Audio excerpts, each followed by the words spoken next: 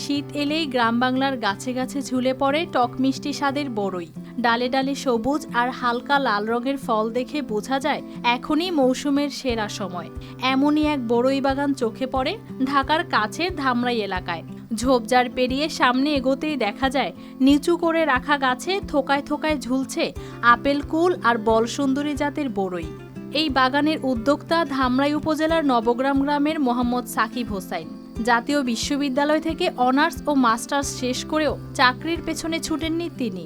মানুষের বাড়তি খাদ্য চাহিদা আর স্থানীয় বাজারের যোগান নিশ্চিত করার ভাবনা থেকেই কৃষিকেই বেছে নেন জীবিকার পথ হিসেবে। পড়াশোনা শেষ করে বিভিন্ন স্কিল ডেভেলপমেন্ট কোর্সে প্রশিক্ষণ নিয়ে জমি লিজ নিয়ে শুরু করেন চাষাবাদ। 4 বিঘা জমিতে বর্তমানে আপেল কুল ও বলসুন্দরী জাতের বড়ইয়ের পাশাপাশি অন্যান্য ফলজ ও সবজি চাষ করছেন সাকিব।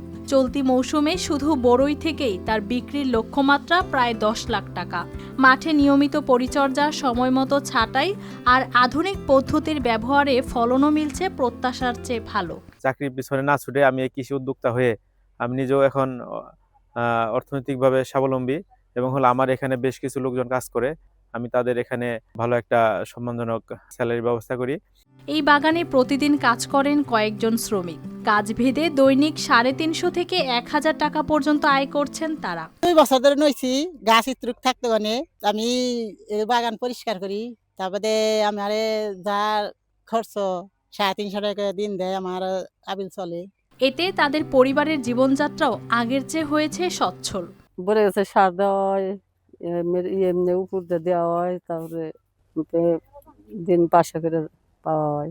শিক্ষিত তরুণরা কৃষিতে এগিয়ে আসায় যেমন কর্মসংস্থান তৈরি হচ্ছে, তেমনি নিরাপদ খাদ্য উৎপাদনের সুযোগও বাড়ছে।